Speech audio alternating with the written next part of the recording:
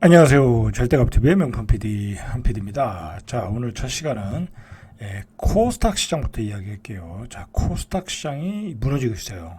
자, 우리나라 코스닥 시장이 800선을 붕괴했고 1월 낙폭으로는 역대 4위, 그죠? 그리고 코스닥 지수가 어제 한 20포인트, 오늘 19포인트, 2.40 엄청 내리고 있어요. 800선이 붕괴됐다.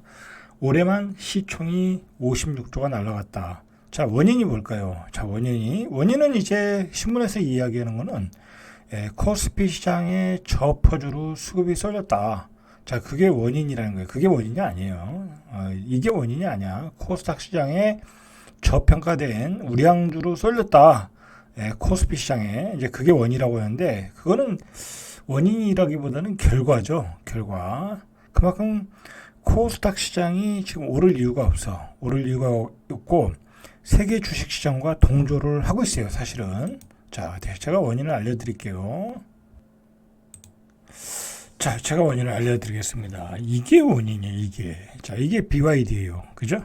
중국의 전기자동차의 대장주. 그죠? 어마어마하게 올랐어요. 이거 버핏이 투자했던 주식이고 어마어마하게 올랐고 지금 조정 중이에요. 자, 조정 중인데 얼마까지 조정을 줄지를 모르죠. 그죠? 바닥이 없어요. 자, 일봉을 보면 저점이 다 깨지고 있어요. 자, 중국의 전기차가 우리나라 전기차보다 더 잘 나가거든요. 그런데도 이렇게 추락을 하고 있는 거야. 자, 우리나라의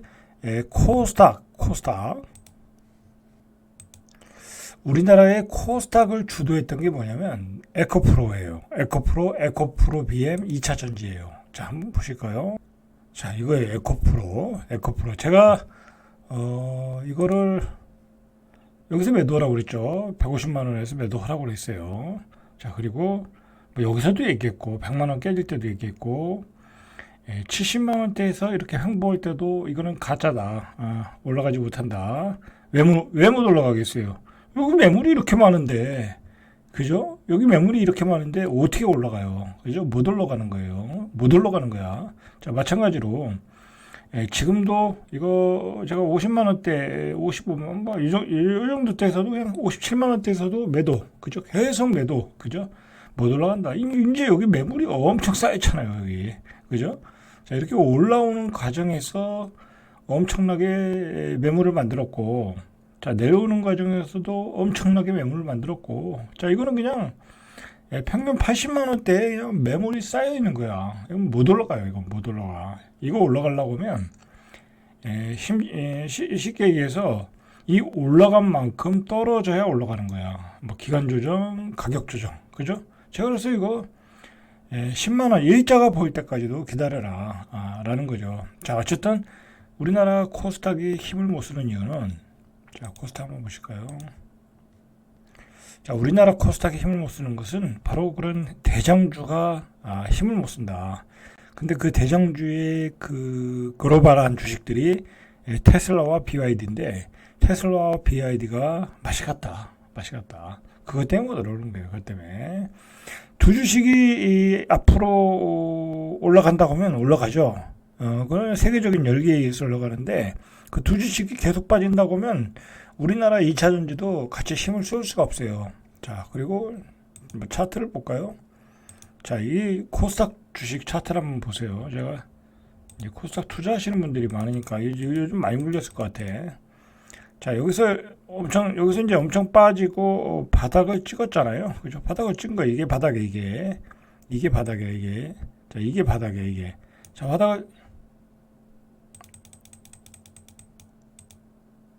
자, 바닥을 찍고 여기서부터 상승을 했잖아요. 그죠? 이렇게 또 뺐었네. 그죠? 뺐다가 다시 반등 줬죠. 반등 주고 여기와 여기 헤드앤숄더를 딱 만들었잖아요. 그죠? 여기가 고점이고 여기가 고점이고 헤드앤숄더를 만들고 이건 계속 떨어지는 거예요. 반등 주고 떨어지고 반등 주고 떨어지고 결국 여기까지 와야 돼. 최소한 여기까지 와야 돼. 747까지 올 수밖에 없다. 어떤 올해 중기적으로는 단기간에 반등이 나올 수 있는데 결국은 힘이 없다. 그죠? 힘이 없어요. 이거 에너지를 다 썼어요. 특별히 올라갈 에너지가 없어요. 그죠? 코스닥에 AI 반도체 관련 주식들이 특별히 포진한 것도 아니고, 그죠? 대장주들이 포진한 것도 아니고, 뭐 개별주들이 있는데 AI 반도체가 가려고 하려면 하이닉스와 삼성전자 올라가야 되거든요. 근데 이제 거기에 따른 이제 개별주들이 올라갈 수 있지만 개별주들이 대장주가 될 수는 없거든, 그죠?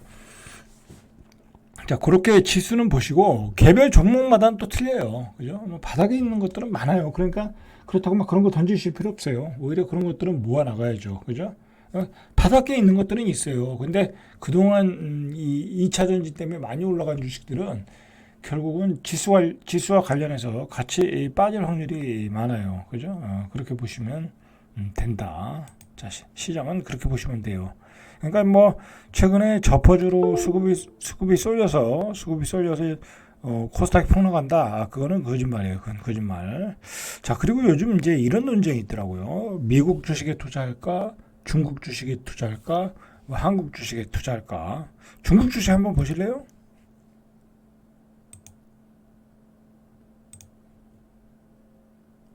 자, 상해 종의 종합인데 오늘도 빠졌죠. 그 다음에 항생이 좀 심각하죠. 자, 빠졌어요.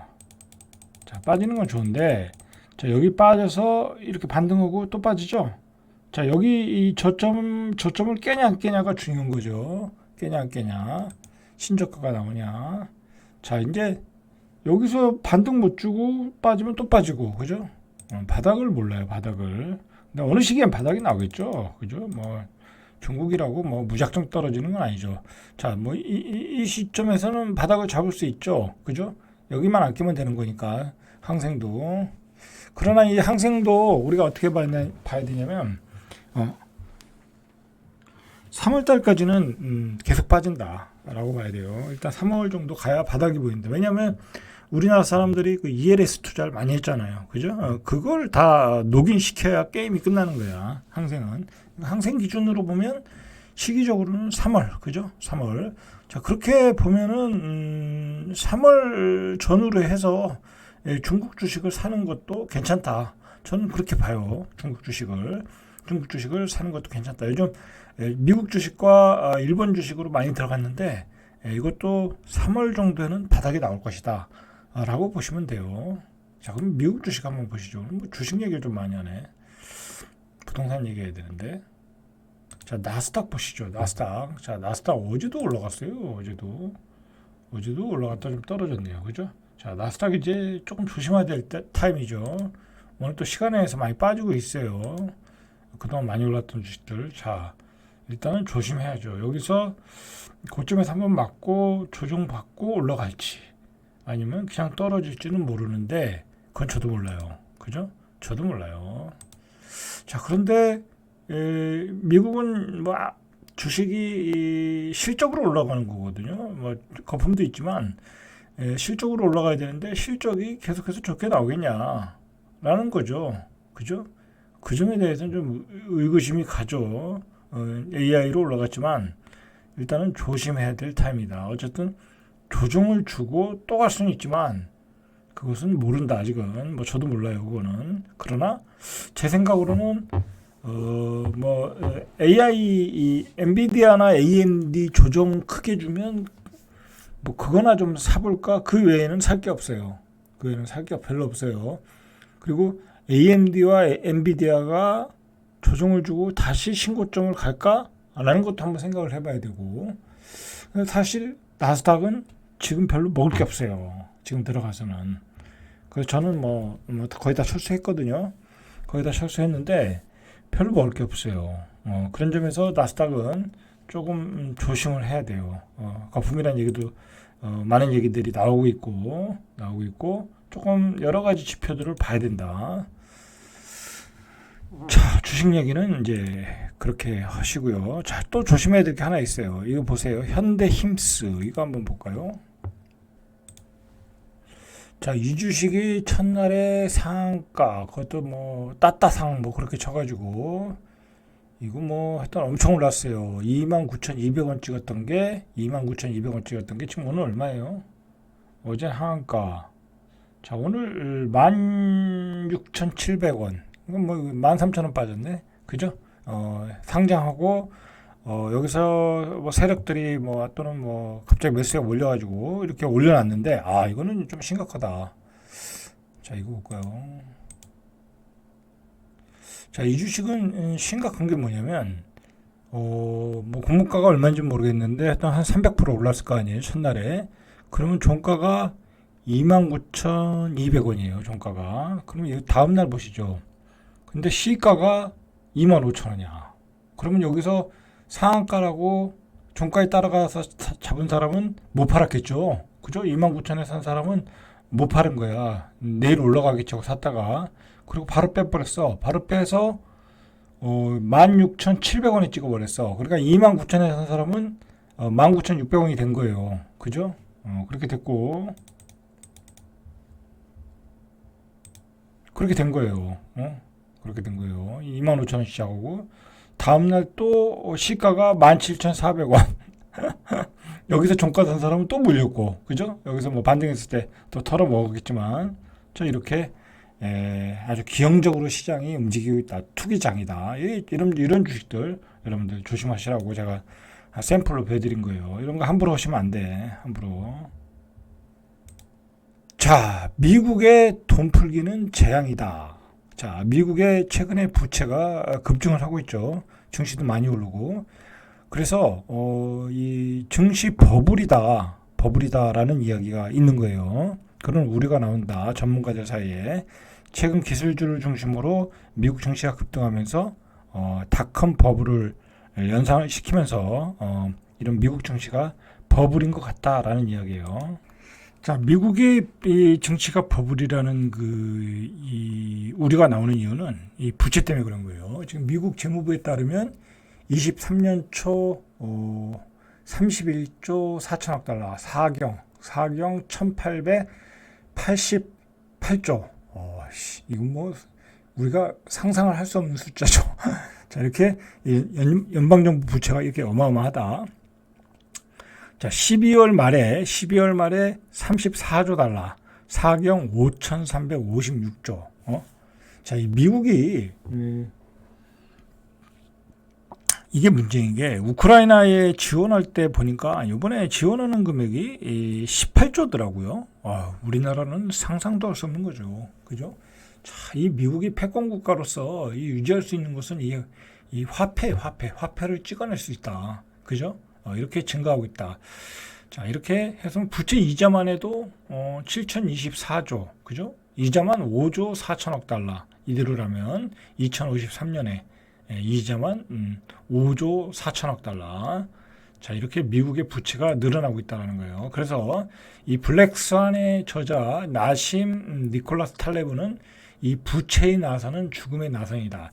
자, 여러분, 이게 왜 문제가 되냐면 사실은 지금 제가 이야기한 것도 사실은 지금 세계의 3차 대전이 일어나고 있잖아요. 그죠? 러시아와 우크라이나, 또 중동에서 이란과의 전쟁. 그죠? 이란이 거의 배후조종을 하고 있잖아요. 그 다음에 중국과의 패권 전쟁. 그런 것들이 사실은 그런 것들이 원인이 이 미국의 패권하고도 관련이 있는 거예요. 근데 미국의 패권은 뭐로 패권을 잡느냐면 이 돈으로 패권 잡는 거야. 이 달러로, 그죠? 예, 이 달러로 그냥 풀어가지고 다 지원하고 그러는 거 아니에요. 근데 중동이나 그 다음에 중국이나 러시아는 뭘 가지고 있어요? 거긴 자원을 가지고 싸우는 거잖아. 그러니까 결국은 이 돈을 풀면 풀수록 이 충돌이 일어날 수밖에 없는 거야. 두 세계가. 그럴 수밖에 없다니까요. 그런데 그러면 돈이 더 많이 풀면 풀수록 더 커다란 충돌이 일어날 수밖에 없다. 그래서 그런 부채의 나선은 죽음의 나선이고 이 텔라브의 이야기는 결국은 이게 블랙스완으로 우리가 예상하지 못하는 세상이 벌어질 수 있을 수 있다라는 경고를 하고 있는 거야. 그죠? 그러면서 미국의 주식은 결국 돈으로 올라가는 거잖아요. 그죠? 돈으로 올라가는 거지, 돈빨로. 미국의 주식이 실적이 좋아서 다 올라가는 거 아니에요. 그죠? 다 올라가는 거 아니야. 그냥 AI 반도체 그런 주식만 올라가는 거야. 그리고 미국의 주식이 결국 뭐로 올라가요? 금리나 기대감으로 올라가는 거잖아. 결국 또 돈을 풀 거다 하고 또 올라가는 거야. 그러면 또 미국으로 돈이 다 쏠려 들어가고, 그런 거품의 과정이 계속된다. 자, 문제는 뭐냐면, 그게 세계의 모든 은행들을, 모든 그 시장에서 유동성을 풍부하게 해주고 저금리로 가게끔 해줘서 집값이 폭등하고, 그 다음에 원자재 가격이 폭등하고, 그렇게 돼서 문제가 많이 생겼잖아요. 그죠? 저개발 국가에서. 그러니까 저개발 국가에서는 결국은 방어할 수 있는 수단은 뭐야? 자기의 원자재 가격을 올리는 수밖에 없잖아요. 저쪽에서 돈을 많이 푸니까. 그러면서 충돌이 일어나는 거라고 지금. 그래서 그 중간에 낀 사람들이 고통스러운 거야. 사실은 저소득층이나 우리나라 같은 국가 원자재를 많이 수입해서 그걸 가공해서 파는 나라. 그러니까 이게 여러분들 꼭 기억하셔야 되는 게 뭐냐면, 앞으로 미국이 돈을 많이 풀면 풀수록 우리는 힘들다. 이 금융지식이 모자란 사람들을, 재테크를 못하는 사람들은 힘들다. 그러니까 어떻게 보면 이 미국이 이 돈을 풀면 풀수록 집값은 떨어지지 않을 수 있는 거야. 또 이거 저금리로 간다. 또 미국이 계속해서 돈을 푼다. 뭐 그 푼다는 건 뭐예요? 결국은 미국의 경기가 좋아지고 세계의 경기가 좋아지는 거잖아요. 겉으로만. 그러면 또 이게 거품이 일어나는 거야. 증시에서 또는 부동산에서. 그런 악순환을 겪는데, 문제는 이 중동 국가나 러시아, 뭐 중국은 그렇게 생각하지 않는다라는 거죠. 그죠? 그렇게 생각하지 않으면서 이 지정학적 위기들이 세계 곳곳에서 일어나는 게 지금의 현상이고, 앞으로도 그런 현상이 상당히 가속화 될 수 있다라는 거야. 이거 암울한 미래예요, 사실은. 암울한 미래야. 그러니까 이게 세상이 정상적으로 돌아가고 있는 건 아니야. 자, 탈레브 교수는 급증하는 부채 부담과 과거보다 취약한 경제 구조, 그죠? 이거잖아. 등을 백조로 정의고, 이는 예상치 못한 사건인 블랙스완보다 더 위험하다. 세계화로 인해 세계는 더 연결되어 있잖아요, 지금. 그 돈의 네트워크, 달러의 네트워크가 연결되어 있는데, 결국 한 지역의 문제가 전 세계로 퍼질 수밖에 없다라는 거죠. 그죠? 자, 미국이 돈을 풀면 풀수록 세상은 더 지정학적 위기로 가는 거다. 여러분, 그 말은 꼭 기억하시고 대비를 하셔야 돼. 대비를 하셔야 돼. 자, 그다음에 이제 부동산 얘기 좀 해보겠습니다. 자, 요즘에 자영업자들이 정말 이제 그 전에 제 아시는 분들도 이제 잘 영업 잘하시는 분들도 있거든요, 주변에. 근데 그분들도 죽겠대 지금. 그죠? 사람들이 돈을 쓸 수가 없어요. 그죠? 다 빚을 갚느라고. 그죠? 빚을 갚느라고. 뭐 초반에는 좀 버텨봤는데 이제 뭐 버틸 수가 없잖아요. 자꾸 물가는 오르죠. 금리는 올라갔지. 그러니까 쓸 돈이 없는 거야. 그죠? 쓸 돈이 없는 거야. 자, 극심한 경기 침체예요, 지금. 그러니까 뭐 요즘 뭐 계약률이 떨어지잖아요, 아파트. 그죠? 무순위 뭐 그거 뭐 요즘 가서 계약도 못 하잖아요. 그죠? 뭐 투자자도 못 하고, 그다음에 실수요자도 뭐 엄두도 못 내고, 그죠? 엄두도 못 내고. 요즘 그래서 미분양이 늘어나고 있다라는 거야, 다시. 그리고 입주하는 아파트는 입주자가 없어서 텅텅 비고 있다. 자, 수도권 미분양이 한 달 새, 수도권이에요, 수도권. 미분양이 한 달 새 43%가 늘어났다. 자, 이거 굉장히 안 좋은 신호예요. 그리고 이렇게 되면 수도권 시장이 그나마 건설 회사들을 지탱하게 해주는 어떤 사업장이었는데, 수도권도 미분양이 된다. 자, 재밌는 거는 뭐냐면 이 상황에서 정부가 엄청난 호재들을 다 풀었어. 그죠? 이따 보겠지만 뭐 재건축 규제 완화, 그다음에 GTX 발표, 그죠? 뭐 그밖에 건설사들 프로젝트 파이낸싱 뭐 지원, 뭐 그리고 사업 정리, 부실 사업들 정리해 주는데 또 도와주고, 엄청난 호재를 풀었어. 엄청난 호재를 풀었는데도 이렇게 미분양이 늘고 있다라는 거야. 그죠? 물론 이제 GTX 발표하니까 뭐 어디 지역적으로 뭐 몇 군데는 또는 뭐 그렇게 해서 뭐 호가는 올라가는데, 호가만 올라가면 뭐냐고. 누가 바보도 아니고 하루에 2억 올랐는데 뭐 GTX는 언제 될 줄 모르는데 그걸 살 바보가 누가 있냐고. 사는 사람은 바보죠. 그죠? 사는 사람은 바보야고. GTX가 10년 뒤에 될지 5년 뒤에 될지 모르는 상황에서 설령 되더라도 다 반영된 건데 그걸 가서 호가 2억을 더 주고 산다. 아, 바보죠. 그죠? 바보예요. 절대 그러시면 안 돼. 자, 뭐 그런 현상들이 일어나긴 하지만 전체적으로 시장을 못 살리고 있다라는 거야. 그죠? 엄청난 건설 호재를 시장에 퍼부어도 안 된다라는 거야. 실질적으로는 이렇게 전국 미분양 주택 수만 늘어나고 있다. 전월보다 7.9% 4,564가구 전국 미분양 증가수가 늘어나서 62,489가구. 자, 이거 제 생각으로는 한 8만 정도 가면은 지방에 대한 규제가 좀 더 풀어질 가능성이 많아요. 그죠? 지방은 이대로 가면 건설사들 웬만한 건설사들 중소 건설사들 다 부도야. 그죠? 다 부도야. 이거 이렇게 되면 소위 말하는 지방에서도 A급지에서도 분양이 잘 안 돼. 왜냐면 분양가가 비싸게 나오거든, 지금. 어제도 봤듯이, 지방에서 A급지면 한 9억에 나온다고, 9억에. 광주 같은데. 그리고 부산 같은 데는 한 11억, 12억이 나온다고. 그것도 미분양이야. 미분양 저번에 났었잖아요. 남천에서도. 그죠? 미분양 났었잖아. 미분양이라니까. 울산에서 한 9억 정도 나와도 미분양. 안 산다 이거야, 안 산다. 자, 그런 데서도 분양이 안 되면, 지방 게임 아웃이야. 게임 아웃. 누가 살 수도 없고, 그거는 공사가 진행이 안 돼. 그럼 어떻게 되겠어, 정부 입장에서는. 규제를 풀어주는 수밖에 없지. 그죠? 지방이 살 수 있는 방법은 아이러니하게도 이 투자자들밖에 없어. 외부 투자자들. 외부 투자자들이 와서 분양권을 사주는 수밖에 없어. 자, 근데 외부 투자자들이 취득세 완화를 안 해, 중과세 상태에서는 안 들어가고 취득세 완화를 해줘야 들어갈까 말까 해. 사실 작년에 대구 수성구에 일찍 들어간 사람들이 있어. 수성구에. 그 사람들도 다 물먹었어요, 지금으로 와서는. 왜냐면 입주 시기에 맞춰서 가격이 올라야 되는데 안 오르잖아, 지금. 그지? 대구는 더 떨어지고 있잖아. 그러면은 한 8억짜리 샀으면은 8억에서 9억짜리 샀으면은 취득세 한 1억 내야 되는 거야. 그럼 별 볼 일 없어, 그것도. 별 볼 일 없다라는 거죠.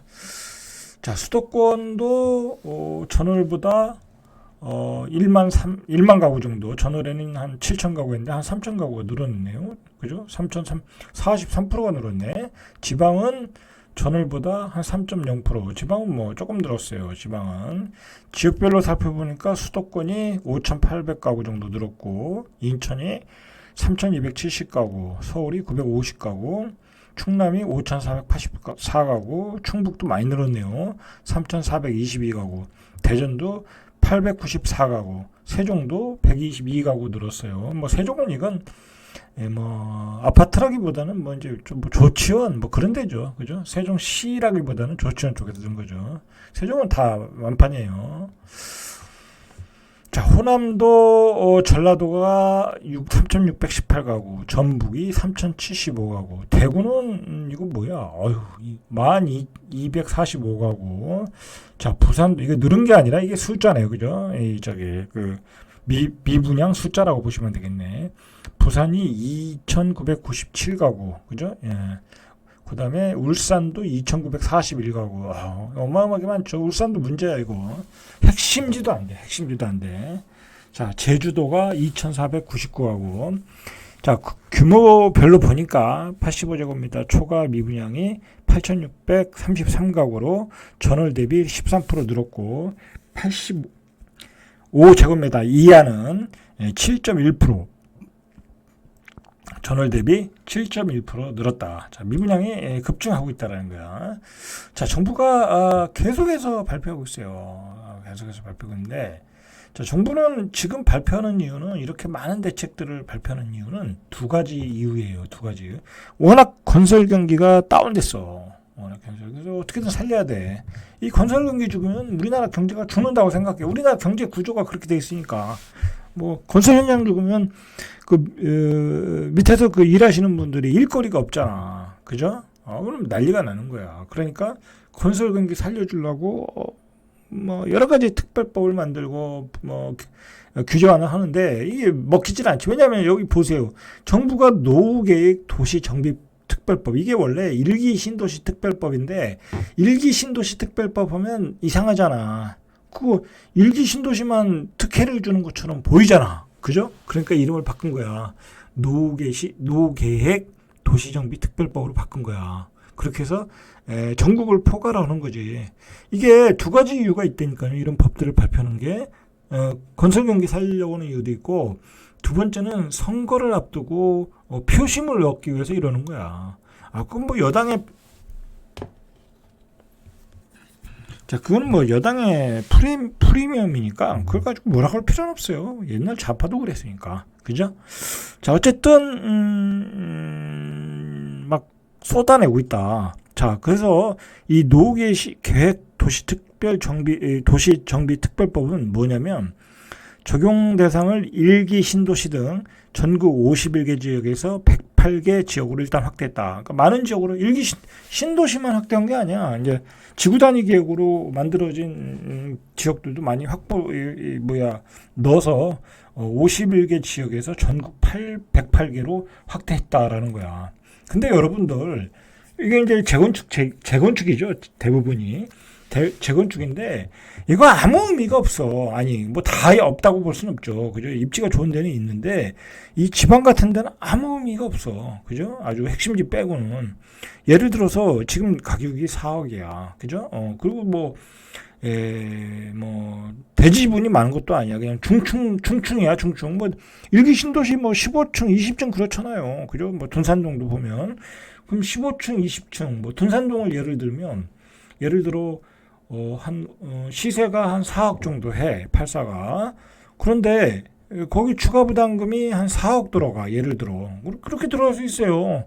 그 뭐 사업성이 없으니까.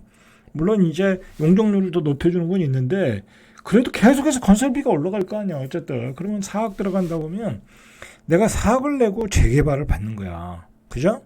재건축을 받는 거야. 그럼 내 돈 8억이 들어간 거잖아. 그죠? 8억만 들어가나? 이자까지 들어가야지?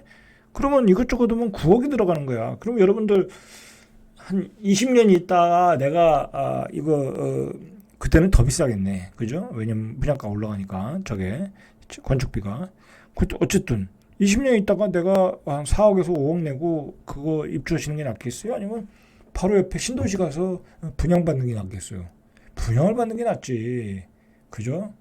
그때 되면 인구도 감소하고 지방은 어떻게 될지도 모르는데. 그러니까 이게 아무 의미가 없어. 지방은 아무 의미가 없는데 그냥 껴준 거야.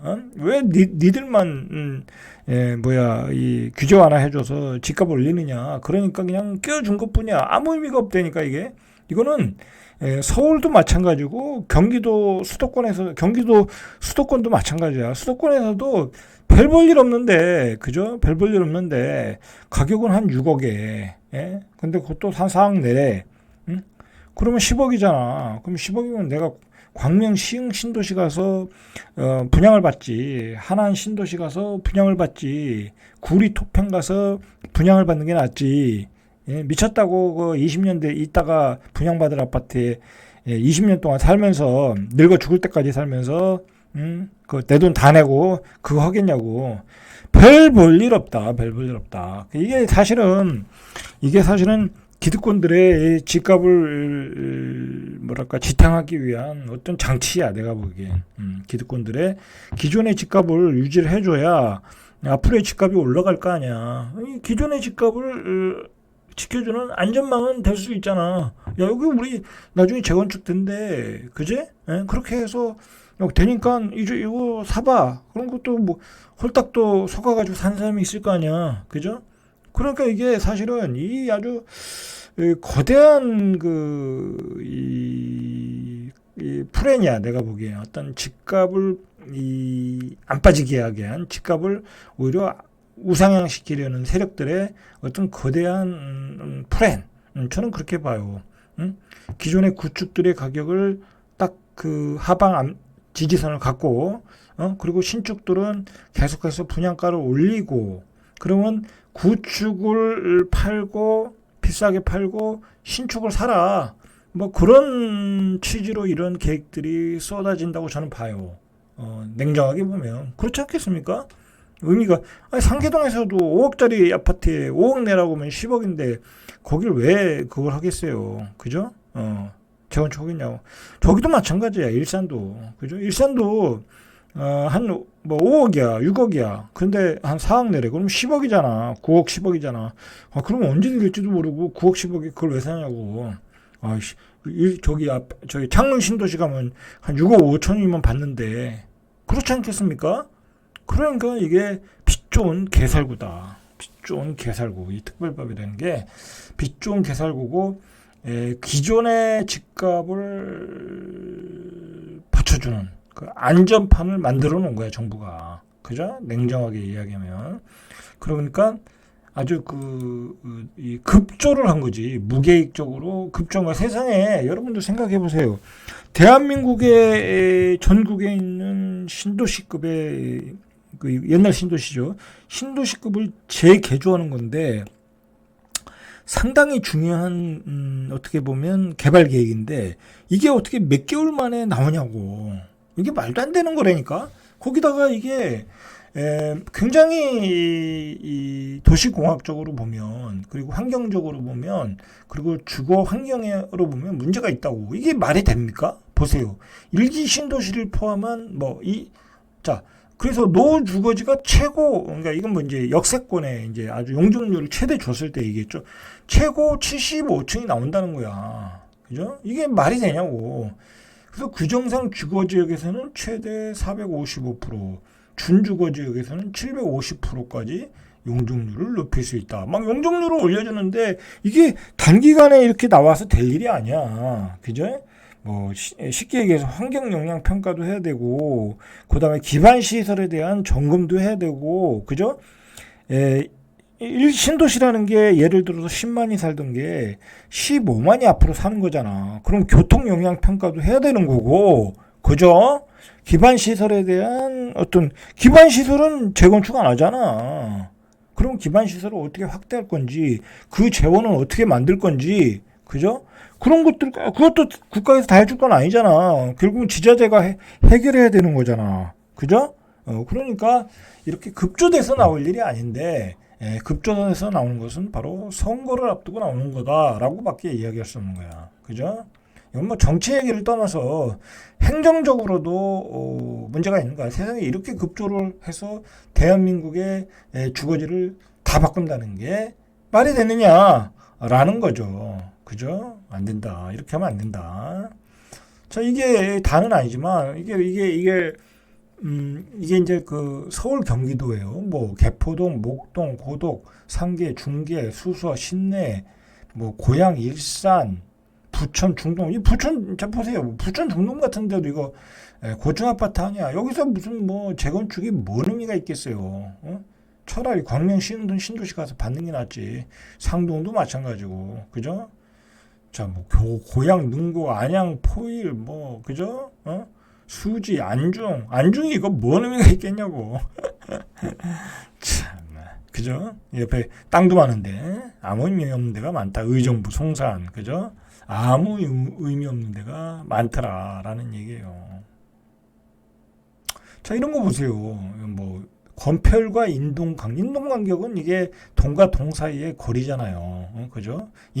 그 일조권하고 관계 있잖아요. 조례에도 불구하고 국토계획법, 건축법 상한선까지 완화하도록 하는 등 이게 이렇게 완화를 쉽게 할 수 있는 상황이 아니라니까. 그냥 급조해서 만들다 보니까 이렇게 됐다니까. 이거 사실은 이거 뭐 건축사들 보면 놀랄 이야기야, 놀랄 이야기. 자, 이런 지역들의 이제 특징이 뭐냐면 안전진단을 대부분 면제해 준다는 거잖아요. 빨리 해라, 빨리 해라. 그죠? 빨리 해라. 자, 근데 이게 빨리 되겠습니까? 사업성이 없는데. 자, 오늘은 여기까지. 이상 절대값TV의 명품 PD 한 PD였습니다.